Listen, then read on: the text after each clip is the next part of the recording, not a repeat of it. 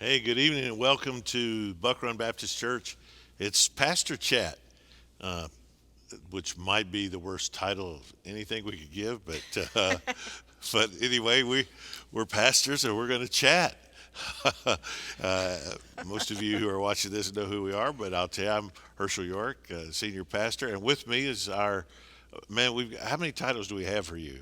They change all the time, it We feels do. like. I just call him our exec pastor, but it's officially something like pastor of logistics It's and executive pastor now. Yeah, it used to be students and logistics. students. Yeah. Well, here's the reality is you make things run around here. You keep things happening, and man, I'm incredibly grateful for you. So, Scott Riessen, glad you're here to join me today. Thanks for having me. And well, let's just find out where you're from. So you're from.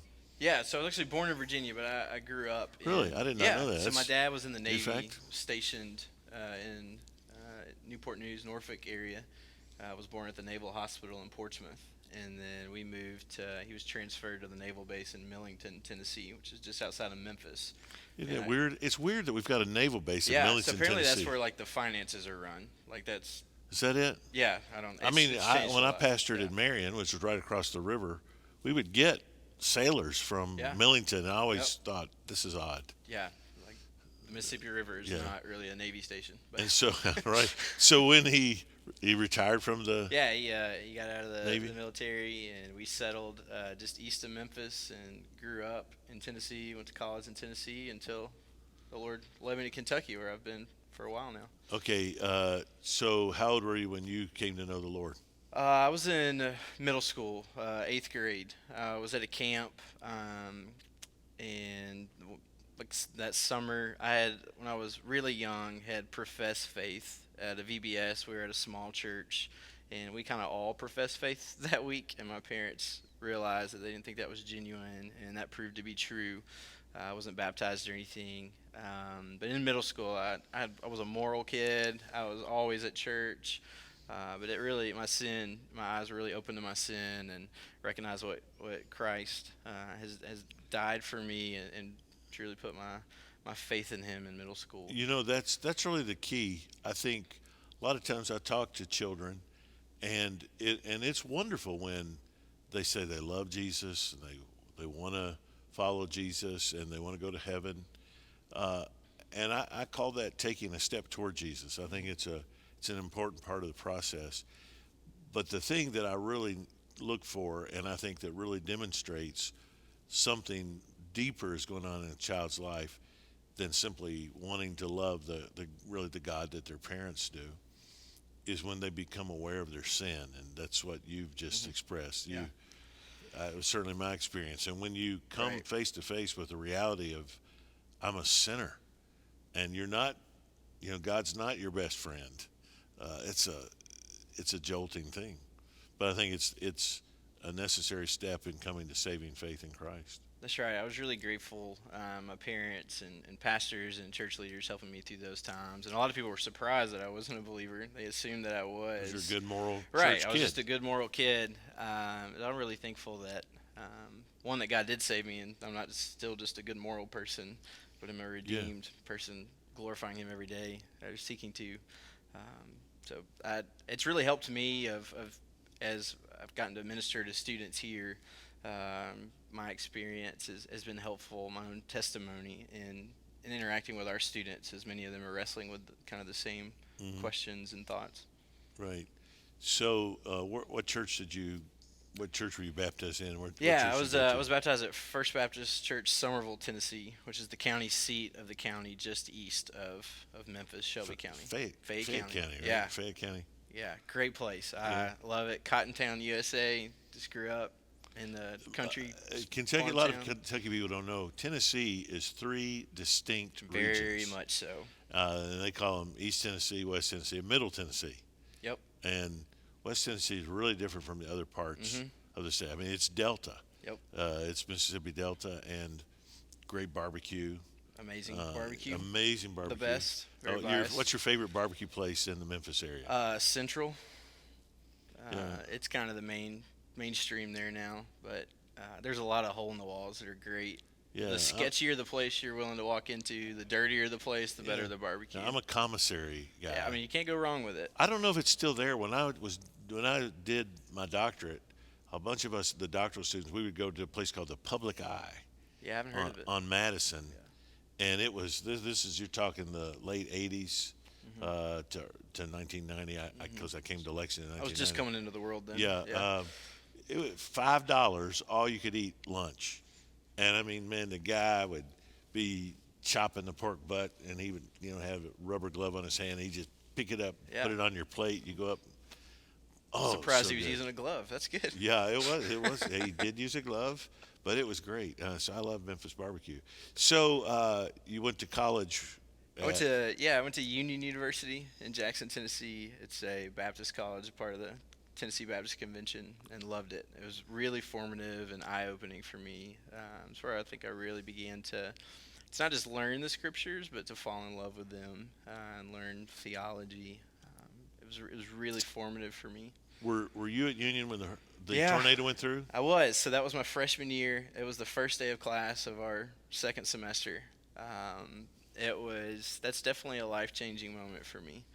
Um, I was being a college freshman, very much so. It was really warm that day, Yeah. and then it started raining. That's the way it happens. Yeah, so I was out in And swimming the temperature trunks. drops fast. Yeah, sandals, and we were being college guys, being dumb, and all of a sudden there it was, and you just ran into the closest dorm you could find, and two of my roommates were hospitalized, one for a really long time, and got to really use that time in my life. I really struggled with guilt because I had walked away from them for a minute to go hang out with some other friends, and ended up not being trapped with them. And Yeah, survivor's guilt's a real thing. It I mean, was- I've had a similar thing, and yeah, you wonder why did that happen to them and not to me? And yeah. Yeah, It was. I trying mean, to it was process just. that. It was crazy. It's one thing to trust the sovereignty of God uh, when bad things happen to you, and but it's another thing when bad things happen to someone else and not to you. To process that in some ways, Right. emotionally, is more difficult. Yeah, emotionally, it is. It's hard. So, did you, like Union? Did they dismiss classes for the semester? No, for 2 weeks they were like, come back in 2 weeks, and when you came back there was no trace of it. They had torn down everything. It was just a dirt field, and it was a rough semester. Like that next morning they had fences up. The National Guard was there. I mean, they moved really fast. FEMA had set up, and then it got really cold, so it was in the 30s that night, which is what led to that violent storm. Right. So Red Cross was giving us all money for coats because you didn't. I ended up getting a lot of my stuff back. I didn't lose everything, but you didn't have anything for a long time. You didn't have access to your room. And all Right, that. yeah. So I mean, you just didn't have much. And then that semester was just really hard as we're all working through it. And when you came back in, they were easing you back into classes. But of course, by the time finals came, it was like, all right, you got to get everything done. And What'd you it was hard. major in? Biblical studies with a minor in business. Who's your favorite professor at Union? Oh, there's a lot of great professors. There are. Yeah, Dr. Ray Van Est. Ray Van Ness, whose brother Scott is a pastor is here in Frankfurt. Yeah, so be able to keep that connection, that That's would be great. one of them. But Dr. George Guthrie, I know George you're Guthrie. a fan of. I'm a huge Dr. fan Brad of George Green, Guthrie. There's so many good ones. His commentary, his work on Hebrews, and Hebrews is just truly without a peer. He is phenomenal. His Yeah. work in Hebrews is great. Yeah. So you had good teachers there. So what got you to Southern? How'd you decide to come to Southern Seminary? Yeah, so I'm Whoa. like just kind of intuitively a practical guy, and I was able to really fortunate throughout college to get lots of different experience, serve at churches, serve with the IMB. I had a lot of practical training, but I was still, I think, lacking in. If given the two, I needed a stronger theological base. So my professor said, "You've got a skill set. You need to shore up your foundation." So I looked at a couple, but Southern, a lot of us from Union, we like 12 of us from Union that year came to Southern, so it was a pretty easy decision. Good year. Yeah. So when Zach Thurman became our exec pastor here, Zach had started out here as intern, middle school pastor, student pastor, exec pastor, and I told him, find your replacement. and we did a search, and he found you. He told me about you. While you were at Southern, you remember at Ninth and O Baptist Hmm. Church. Now, I get a lot of resumes. Guys send me resumes all the time, and they try to make them as impressive as they can. And they tell what all they've done. You know what I look for? I look for what a guy was doing when nobody was paying him to do it. So it's one thing to be, youth pastor and all that, but it's another thing when no church is paying you that you are plugged in and serving. And you were a member at Ninth and O, and my office at that time was just across the hall and two doors down from Bill Cook, the pastor of Ninth and O, who Hmm. was also a professor Yep. at Southern. I literally walked down the hall. I said, Scott Riessen? Yeah. I said, what's he do? And he proceeded to tell me what you did in their church, and you were not on staff, you were Hmm. not on salary, yet you were plugged in and serving on a weekly basis without being paid to do it. And I said, okay, I like this guy now. Yeah. And uh, so Zach became convinced you were our guy, and I always do the final interview. And Tanya and I met with you and Catherine. There was an IMB meeting Hmm. at the Brown Yep. Hotel in Louisville, and so we arranged for you guys to come there and meet with us. What's your impression of your first meeting with me in that Yeah, meeting? so Catherine and I, my wife, sit down with you guys, and you ask me like a generic, tell me about your story, and I talked for like 4 minutes, and for the next like 41 minutes, you interviewed my wife, and Yeah, just really just talked with her, yeah. and y'all just got into this conversation. And Tanya and I just sat there. That was basically my memory of that Well, meeting. by the way, I'm very impressed with you. I'm still more impressed with Catherine. Yeah, good. And as a guy who's been riding my wife's coattails for Yeah, almost 40 years, it's a thing I look for. yeah. It She really kept is. looking at me, and I was like, "You just keep talking. This is going great. Yeah, The less I talk, the more likely I get this job." yeah. It's really important to me that when I get a guy on staff, that his wife is really truly a member of the team. And it became obvious to me in that conversation, Catherine was and is, and man, I remain a fan. Your tribe has increased since you've been here. Yeah, a lot. So we came with one, and we'll have four, Lord willing, by the end of the summer. Number four. I want people to know what just happened today. If Yeah, there's so many things that make me love Buck Run, yeah, and one of them happened today. yep. So today is Warner's Yeah, today's our oldest, Warner's fifth fifth birthday. birthday. Yeah, And he was pumped. We had this whole space rocket themed birthday party planned. And obviously that can't happen. And so we had reached out. So a few weeks ago, we'd asked who you want to come to the party. And love it was our church staff. Like you and Tanya were the first people he wanted. And he just went through our entire church staff, which says a lot about my coworkers. I love them. yeah. And my kids love them. And then That all says his a lot. friends. And so we wanted to make today special because we had talked it up, and birthdays are a huge thing in our family. So today it became a big thing. We had folks, multiple people last night coming after they went to bed, decorating the front porch and putting up signs in the yard. We had virtual birthday parties with friends and family. You and Tanya had signs in your front yard we had to go by. Yeah. And then right before we came up here, we had a 17-car parade through our That neighborhood. came through your neighborhood, Yeah, which honking just and holding up signs. someone had a face of him. This is Warner. Happy birthday, buddy. I know you're watching.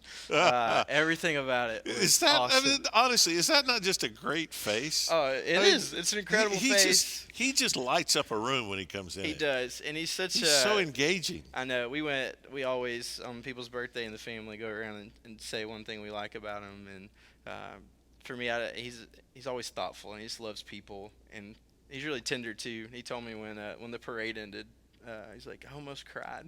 I mean, he looked Well, like he wasn't even having fun because he was just so moved by I it. want you to know, I did cry. Yeah, I was in was. it, and I'm like, gosh, I love my church, Yeah. and I love Warner, and It's like just a people sweet just kept day. dropping stuff at the door, and the love that people have all the time, but then to be creative in the midst of what we're going through right now, to still be able to connect with our son. We're blessed, man. Are we not We blessed are. to just We're be so a part of we are. this fellowship of believers? Love this place.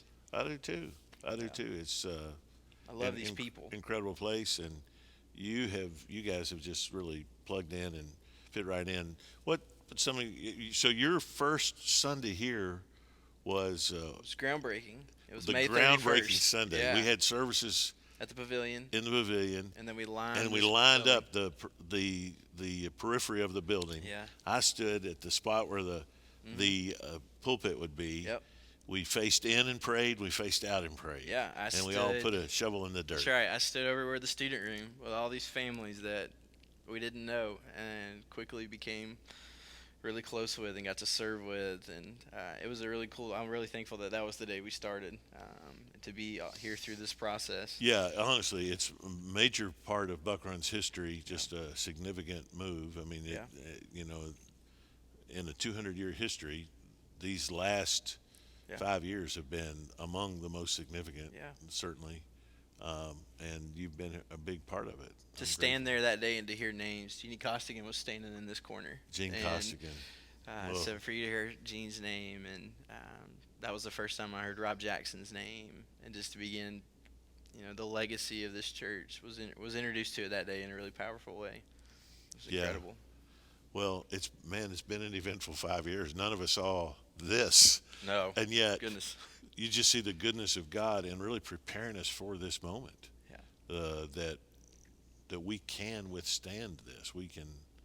We can get through this because of what we have, and you've been a major part of that. So one of the things that I like to do, sort of my philosophy of leadership, is in putting together a team. When you get a team member, sometimes you find a giftedness that you did not know or anticipate. And early on, like even Zach said to me, that guy is just a administrative genius. I think it's true. I think you really have a mind for logistics, processes, what has to happen. You like that stuff, don't you? I do. I love it. I think about it probably too much. I think about it a lot, and I love getting to do it in the context of a church. I would, I worked at Chick-fil-A, loved it, totally could have run that ladder. I would have been happy there. Really? But I say I would have been happy. I would have enjoyed it in a worldly sense, Yeah, I but know it what you wouldn't mean. have fulfilled a calling.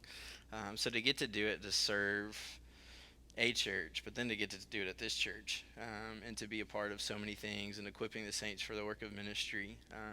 I think the Lord has uniquely wired me and wired me different than a lot of our other pastors. So I don't have necessarily the same giftings That's right. as everyone else. But I love getting to call. I view kind of my role as getting to be everybody's number two, and I love it because I get to be a part of everything. My dad used to tell me, he said, the toughest instrument to play in the orchestra is second fiddle. Yeah.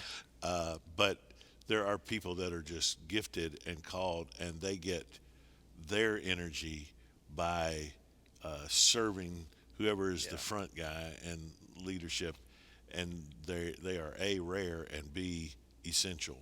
And you've really got that sense. You don't have to be the platform person. You don't have to be the person up front. You really get energy from making things happen. I do. Sometimes my pride does come up. I'm having to fight that. Really? It does. I do. Yeah, I struggle. I don't want that. That's not really what I want to be. I want Yeah. to be the behind the scenes guy. Honestly, our kids director Mel is who I really look to because she's the best at that. Mel leads from I behind, know. unlike anyone I've ever seen. Yeah. So she's a real role model for me in that because Yeah. that's who I want to be, and that's what I should be in my role. But I still sometimes fight that. I will put it this way: whatever battle you have with it seems completely internal, because you don't ever project it on anybody else. You've never, I'm quite amazed by your selflessness, man, you're a joy to work with in the way you make things happen. So leadership in this time is especially challenging, isn't It it? is. Is it? I mean, we always joke about stuff they never taught you in seminary, but literally, Yeah. they never taught us this in seminary. Yeah, Nothing in my past. That's not even the crazy theoretical stuff That's that gets thrown out. That's Yeah. right. No one ever said you need to prepare for a global pandemic. Right. No one ever Yeah, talked it's about it. It been was science fiction stuff. In some ways, it's been fun because it's new and it's getting to lead in new ways and figure things out. Obviously, I wish we weren't doing it, but since we are, I think our team is incredible and is rising to it, and we're working hard to equip our people, and ultimately that's leading to equipping other people. And we're positioned uniquely as a church. You said this countless times already in the last 3 weeks. With the era that we're in, we're able to do things that we wouldn't just a couple years ago. The air we're in, the Um, technology we have. yeah, But the best, outside of the Lord Himself, the best thing we have going is just the spirit of our people. yeah, I mean, Buck Run is just not your typical place. yeah, I mean, our folks are going to, I mean, there's just this mutual trust between the pastors and the congregation here. There's a joy and service and following leadership. It's unlike any place I've ever seen. So I can't imagine going through this with anybody else. I mean, I'm not making this up. Every day, pastors are calling me, and some of them are freaking out. yeah. I just don't know how to do this, and my people aren't this or aren't going to do that, and I try and encourage them all I can. But part of me is going, you have nothing to say to these people because you don't face that. Yeah. Buck Run folks are just in it, Yep. and we're incredibly blessed. Yeah. It's doing this without our people and their desire to continue to be fed and continue to want to minister. We are constantly making sure, and I would say it now, if you need anything, to let us know. But mainly, we're just getting more and more and more emails of who can I serve. Yeah. And it's across the gamut of our people, and that makes us easy. Aside from a much improved sock game, what have you gained here at Buck Run? That's right. There's a lot of pressure now. What have you on, picked up? Yeah, on man. socks? Uh, I've grown. Mine are a gift from the Welches, by the way. Hey, yeah. Well, since we're doing that, mine are a gift from Elizabeth Parrish. They're actually diabetes awareness socks, and she gave them to Really? me. Mine A are couple happy months socks ago. Yeah. from the Welches. So just Yeah. shout So out thanks. to the Welches. See, they're so our people. They are. Even down to the socks. Amazing. They're for us. I've learned a ton. I've learned how to work on a team. I've learned how to. So I struggle with. I will get jobs done, but if I'm not careful, it will get done at the expense of a lot of people. So to learn to bend the two, you got to have people to get things done, and people are the mission. Sure. It's about people. It's not about your task. Right. Because I will. Catherine can tell you this. I will get things done, but then I'll spend the next week cleaning up the real mess I've made along the way with people. So that's been a really learning curve for me of how to push. We do have to push folks and to cast vision for things, but to come alongside it. I just continue to fall more and more in love though with the Bible, and how can you be at Buck Run and not do that? And that starts with the faithful preaching from our senior pastor. But it doesn't leave when you're not around, because No, it's just that's the embedded truth. in our people now. That's true. And Yeah, I like to think I've certainly got a role in it, but I also know it isn't dependent on me. yeah, I mean, if I drop dead today, it's not like Buck Run's going to go, well, the Bible's really not that important. Yeah. I mean, it's like, no, that they must have the Word of God. yeah. And my role. I came here as a student pastor full time, and loved that season when I was able to fully focus on students. And I've gone in and out of student ministry over the last few years, but to work with our students and not just make that student ministry happen, but to see and to equip people to make disciples of students, and then empower them to see our Buck Run students are literally all over the world, all over our country, and all over the world serving. And they're faithfully serving here now in middle and high school and in the workforce. Yeah, it's Tanya is on the board of NAM, and so she is on a committee that has to approve people that they hire for different things. And one of our young ladies recently came through, and of course, as her pastor, I had written a recommendation, and I wrote a glowing recommendation because she is top notch. And Tanya said when they met virtually, online, the committee, and they said, wow, if Dr. York feels so strongly about somebody, we got no problem approving her, and she got a unanimous approval. Yeah. And it's just such a joy to see our people out there going to the nations and taking the gospel. Yeah, well, it's No great to thrill be like at a it. church under your leadership where you're constantly saying we want to send our best. which I jokingly say I don't know what that says about the rest of us that are here. Yeah, But I do love it. It's like I love when people go, and people are. It feels like leave here a lot for good reasons yeah. to plant churches, Every to be time we lose somebody, missionaries. there's a part of me that goes, "Oh man, I don't want to lose them. Oh, I They're know. The so other key." side of me is like, Yeah, are you kidding me? Like, y- I got to redo a spreadsheet. Like, I yeah, need this person. yeah. But But God's kingdom advances that's through right. Buck Run. It's great. It is a joy. Um, so tell me about your marriage with Catherine. Yeah. What kind of a team are you guys? What kind of a relationship do you have? Uh, How'd you characterize it? so I don't know. We get stuff done. I think we're a great team. So when I met Catherine, we were working together at a church, and um, everybody wanted to marry Catherine. Because why wouldn't you? She's beautiful and she loves the Lord and she loved the church. So any guy that, especially that was going into ministry, that's the kind of wife you would want. She can keep more plates spinning She does, yeah. than She anybody I've keeps ever stuff seen. going. Yeah, So we're not the like. It's not that we like I have my stuff and she has hers, but we're the like I assist her in what she does and she assists me in what I do heavily yeah. with both. But she carries a lot of weight on a lot of She's a different nurse. things. She is. So she's a Specifically, what kind of yeah, nurse? she's a pediatric nurse. Works in a emergency room in Louisville, and she doesn't do that much now. Now that, especially now that we got kids everywhere. You've got three and a fourth on the Yeah. way. Uh, All right. So is the number four? You already know the sex of number four. no, we've not found out with any of them, so it'll be a surprise Oh, you're like just the other getting three. surprised. Huh? Statistically, another boy surely, but Yeah, I don't know. I'd say 50-50. yeah. So there's never been a girl born on my side of the family. Never. Never. Not at least as far back as anybody. Oh, the thing is, if this is a girl, It's gonna be bad. it's gonna, you're I'm a done. mess. You're done for. Oh, for sure. Yeah. I tell people all the time, like this is the first time I've really wanted a gender. I want it to be a boy, because if not, that girl's gonna be awful. No, you're gonna be off. Oh, I know that, which will make her awful. She'll be spoiled. I'm telling you, I was unprepared for it as a grandparent.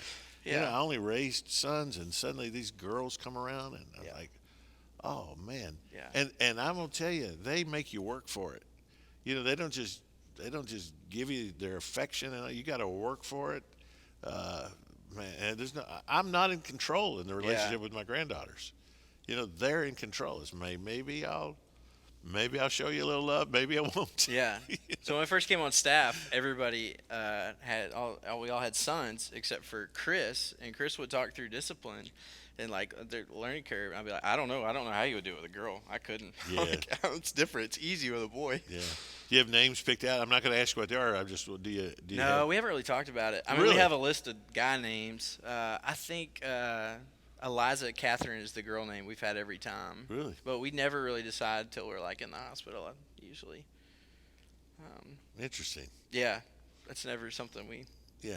Well, that's great. You guys you're fun to work with. You're fun to see you. Just so much going on. And Catherine's father has some pretty serious health Yeah. issues, and she's having to go back and forth Mhm. there a lot. And since you've been here, you've discovered you have a health issue. Yeah, so I got juvenile diabetes at 30 or 29, which there's another church member that got it at that age too, which was interesting. Yeah, that's a big change for us. Yeah, To and get and that. just going through figuring out you had that. Yeah, I was thought a it was all kinds process. of different things. It was all over the place. So I have to go to Cleveland once a quarter now, To the Cleveland Clinic.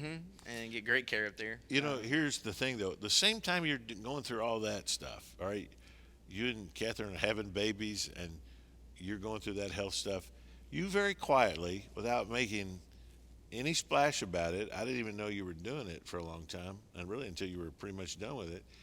You got a master's degree in business administration. Yeah, You did that, and frankly, if I may say, you did that for us. You did that so you I could did, be more yeah. effective here. yeah. And I committed like when I was going to do it. Catherine always thinks I'm just going to end up back in school, which is kind of true. I committed to not let it take away from home or church. So it gave me something to do So late it at night. took away from sleep. It did, but yeah. Until diabetes, I used to stay up late. Now I feel like I sleep a lot more. But yeah, that was really fun, and it pushed me a lot. It's a lot of things I'm interested in, but didn't know like as much as I would like to have. Still don't, but grew a lot in that, and it's proven beneficial here. It helps me. I mean, I'm good at what I do because I surround myself with the best people. So it helps me know what I'm talking when other people are talking, like at finance committee. I at least know what they're talking about and Uh, can get things going. well, there's one last week. We Chris and I had a travel story. Yep. You and I have a travel story. Yeah, we do. So I gotta tell it, at least part of the first part of it. Yeah.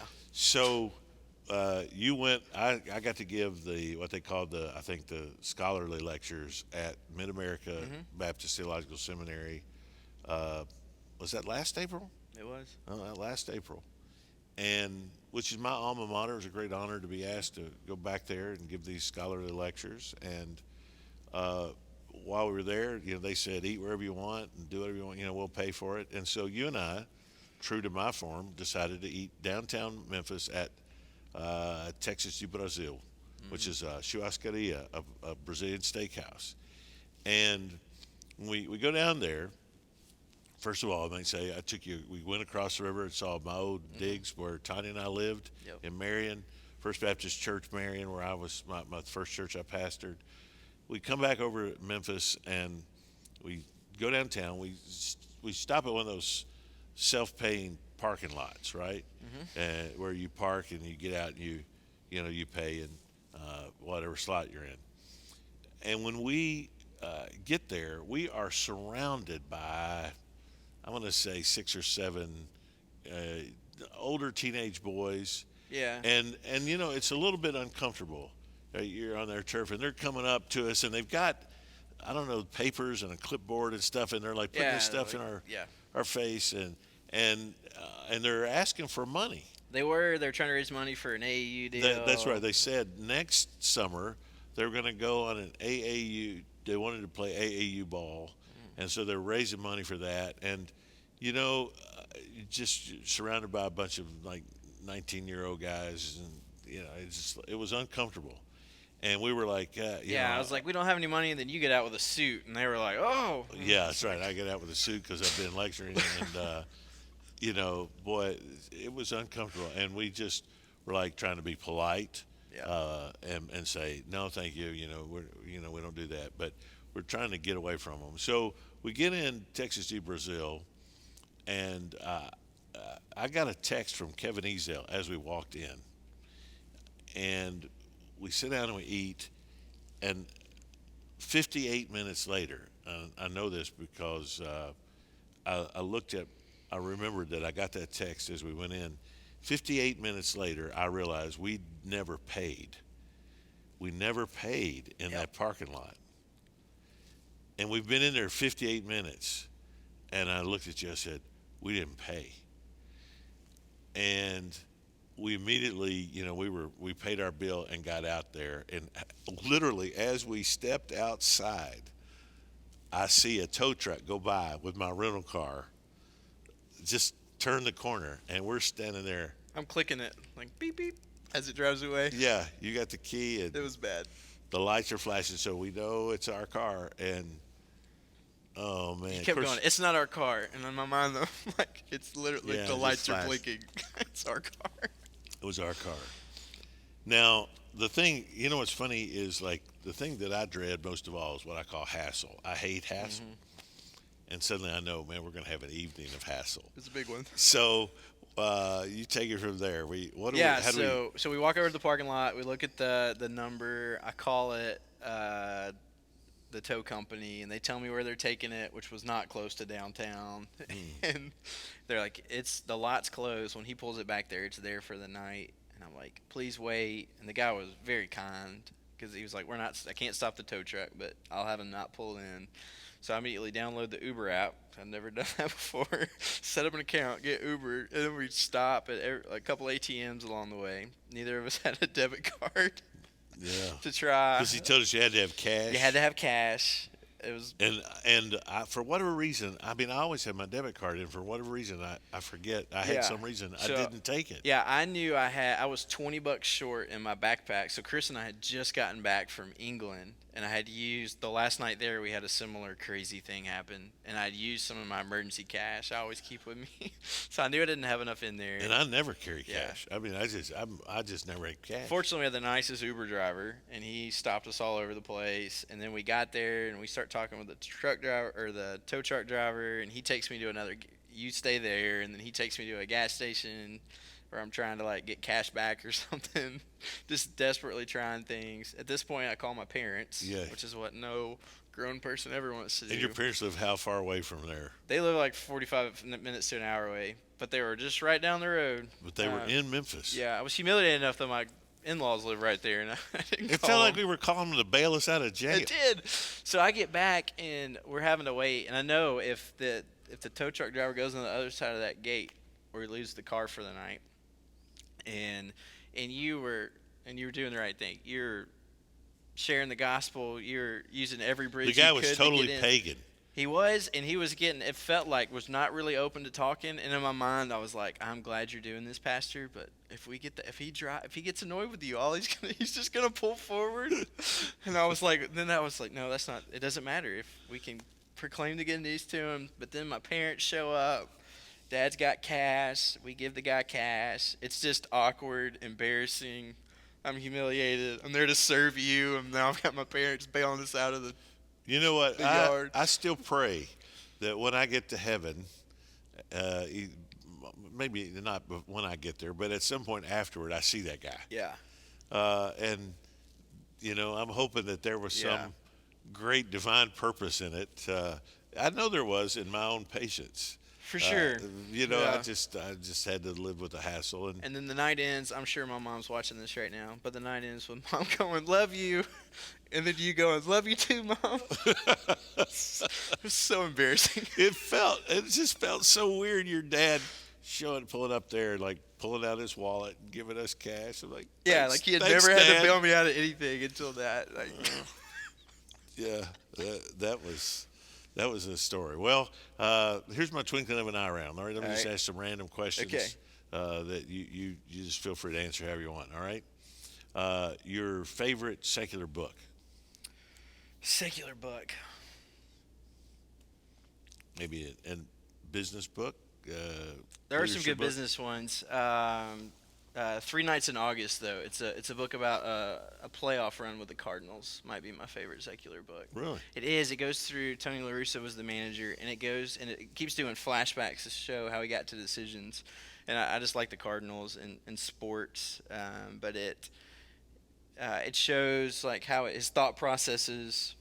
So it hit on a lot of different leadership stuff, but he ended up playing guys that Albert Pujols couldn't throw the ball, so he hides him in the outfield, and center fielder had to run over just to get a good bat in the lineup. It shows like a lot of creativity Yeah. to get things done, which you don't think of with a Major League Baseball team. I just think of like everything works, it's Yeah. polished, and you have these awesome players that go and win games. But that wasn't always the case for them. They had a lot of injuries and all this, and it just showed like he still got the job done. They still went to the playoffs, still won that series. Interesting. Yeah, it was a good book. The greatest Tennessee basketball coach of all time. Rick Barnes. He Well, keeps beating Kentucky. I'm so sorry, it's the kinda- answer is Pat Summit. Oh well, that's fair enough. You're right. That's Yes. true. Who's the building named for? Yeah. Yeah.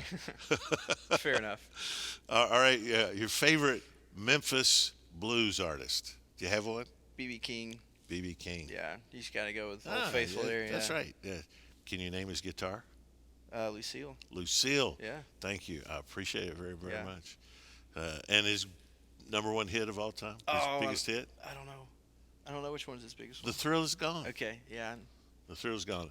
I can't sing it around the house. Tanya takes it personally, and I don't mean it that way. So I can't. She doesn't let me sing The Thrill Is Gone because Yeah. it's not true. But Oh, man. it's a great song. It's B.B. King. If you could go anywhere in the world, where would it go? So Where would Catherine and I you had go? this conversation. I would go to London. I love it. I've been there a few times. If we were going anywhere, we keep going back. Like St. Lucia is the spot we would want to go to. So you're like urban history, and she's more beach. So it's not the beach. So there's just like there's a lot of stuff to do there. She ultimately would like to go like South America crazy adventure, and I'm more like, let's just if we're going on vacation, I don't want. In That's St. not Lucia, you vacation. have the Grand Piton, Yeah. the two big mountains. Yep. And So you could go like hiking, beach. We're not really beach people, but we're like on our honeymoon. We did stuff the entire. We just kept doing excursions. where'd you go on your honeymoon? Cancun. Cancun. Yeah, it was great. Had our first fight like 24 hours into marriage there. It was awesome. Hey, join the club. Yep. Well, that's we have a lot in common. Mm-hmm. All right, man. I've got some gifts for you. Goodness. Some parting gifts.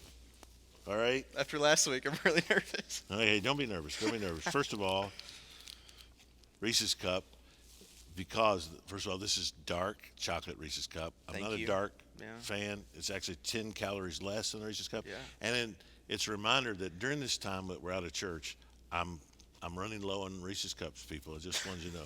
So, all right, and just so you can clean all these things off, here is a Delta alcohol swab. Thank you. So you can get rid of stuff. Last week, all right, I said Toomey. Toomey is the best luggage I thought maker. this was something else. No. Toomey is the best luggage maker there is. Yeah. Right? Last week I gave Chris a Toomey luggage tag. This week you get a Toomey sleep mask. Perfect. So You know, need that with all these kids. You need that with all these kids. don't notice right? You've got a little bit more growth than Chris. I do. All right. Not much, So but- here is the Jack Black beard wash. Oh. Yeah. There you go. Man. For Perfect. if you get all Sunday grubby. could be interesting. This would be Okay. good. This is it's very fine. Kunisawa Find Notebook. And the paper is great. You can write on it with a fountain pen. It does not bleed. It's graph paper. Really very, very fine little Thank notebook you. for you. And to write in it, this is a Knox fountain pen. And it's got, I don't think it's real gold nib, but it's gold colored. But it is a nice nib. And Knox, because the University of Tennessee is in Knox County, and there you go. And with it, there are a bunch of Perfect. of ink cartridges, including this Statler, because you and Chris are Statler and Waldorf on Sunday morning from the Muppet Show. So they're Statler ink cartridges, and so there you go, man. Thank you. I appreciate it. Just with my thanks and gratitude, I really appreciate you very much. You're a joy to work with, and I love you, and thank God that He brought you and Catherine and your boys here. I thank you for that too. I love you, and I love Buck Run. Well, we're blessed. Hey, thanks, folks, for tuning in tonight to Pastor Chat, and I look forward to seeing you on Sunday morning in our live service, if not before. May the Lord bless you and stay well.